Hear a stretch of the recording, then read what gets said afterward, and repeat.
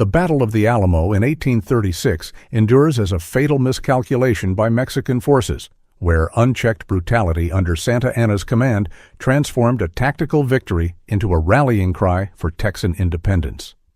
What if this slaughter wasn't mere conquest, but a symptom of despotic hubris that alienated allies and ignited fiercer resistance? Through José Enrique de la Peña's eyewitness lens, we dissect how motives of vengeance and political expediency under the pressures of rebellion bred needless carnage, challenging us to question whether mercy in warfare might have altered the Republic's fate. To halt the escalating casualties, I advocated, and General Cos ordered, a ceasefire, but Bugler Tamayo's calls went unheeded until no defenders remained, with 50,000 cartridges expended by my count. Let skeptics verify this tally.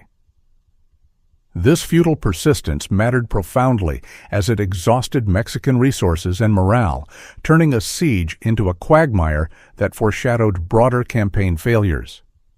The orders stemmed from a motive of total subjugation, pressured by Santa Anna's need to project unyielding strength amid Texan uprisings. Among the Alamo's defenders were 30 or more settlers, the rest buccaneers hardened by danger, fighting with desperate resolve that, in my view, warranted the mercy some begged in their final throes. Others, unable to speak our language, could not plead. This composition's significance highlighted the rebellion's diverse coalition, blending locals with adventurers, complicating Mexican narratives of foreign invasion. Their ferocity arose from a psychology of cornered survival under the strain of isolation without reinforcements. As their leader fell and overwhelming numbers advanced, resolve crumbled. Some cried, "Quarter, valiant Mexicans!" In broken accents, others waved bayonets with white rags or stockings through cracks and doors as surrender tokens. This breakdown was crucial, exposing the human limits of defiance and offering a chance for de-escalation that was squandered. Motives for these pleas traced to raw desperation, pressured by the inevitability of defeat after days of bombardment. Trusting these signs, our soldiers entered, only to face pistols and blades from foes scorning mercy, reigniting fury and fiercer clashes.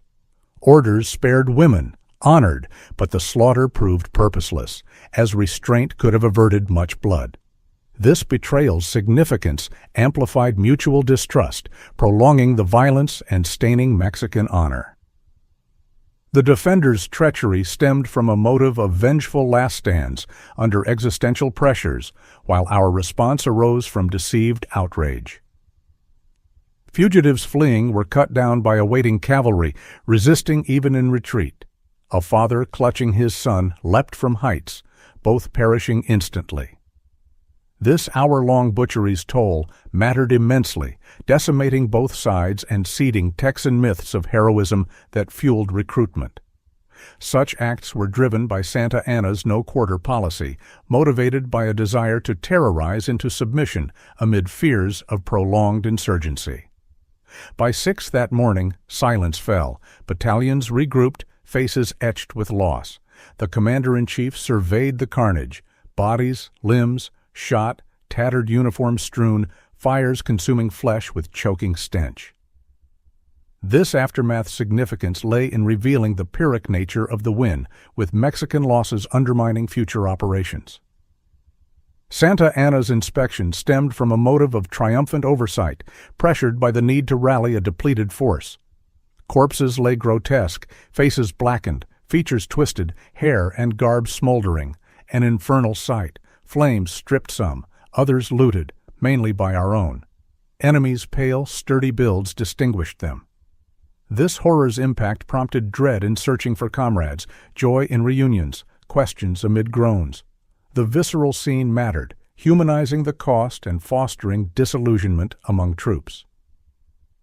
Motives for looting arose from opportunistic survival in scarcity, under the chaos of victory. Santa Anna addressed the ranks, praising valor and thanking them nationally, yet lacking Napoleon's enchanting oratory, as per Count Ségur. Applause was tepid, assent cold. This speech's significance exposed leadership fractures, failing to inspire amid grief. His words were motivated by a need to consolidate authority, pressured by visible discontent. Silence might have held, but I, fervent or masking unease, saluted the Aldama chasseurs in the Republic's name before the laurel-heaped commander, proving my independence from sycophancy. This gesture mattered, asserting individual conscience amid hierarchy, potentially sowing seeds of internal dissent. My action stemmed from a motive of genuine tribute under the strain of post-battle reflection. Post-combat, a vile butchery unfolded. 7 survivors, spared by General Castrillon, dragged before Santa Anna. Among them, dignified naturalist David Crockett, famed for North American exploits, who sought Alamo refuge as a foreigner, fearing brutality upon Bekshar's fall. This incident's significance chilled morale, transforming victory into infamy that galvanized Texan vengeance. Castrillon's plea arose from humanitarian motives, pressured by battlefield ethics. Santa Anna, wrathful, gestured for execution by sappers. Officers refused, hoping tempers cooled, but absent from battle courtiers eagerly slew the defenseless with blades, like tigers on prey, groveling to please. This savagery's impact haunted witnesses, eroding loyalty and international sympathy for Mexico. The executioner's zeal stemmed from sycophantic ambition under pressures of currying favor with a volatile leader. Martyrs died without cry or debasement, though tormented. Whispers implicated General Sesma. I attest not, averting my gaze from the horror.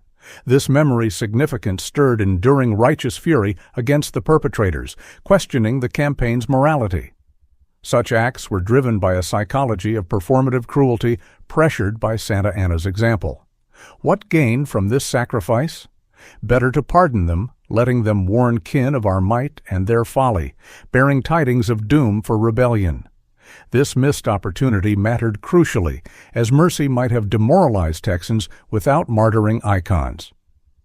The execution order arose from vengeful motives under the desperation to crush resistance swiftly.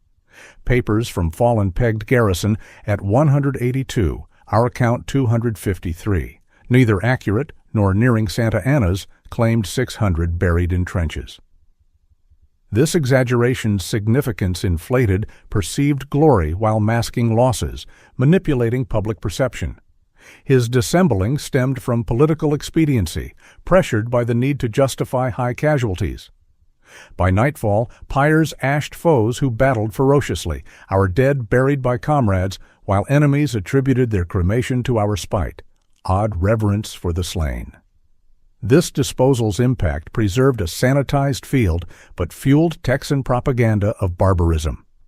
Motives for burning traced to practical hygiene under the strain of disease risks in a besieged fort. I arrived as flames rose, counting fallen. Reflection bred lugubrious thoughts on the spectacle, unburdening one who risked life for duty.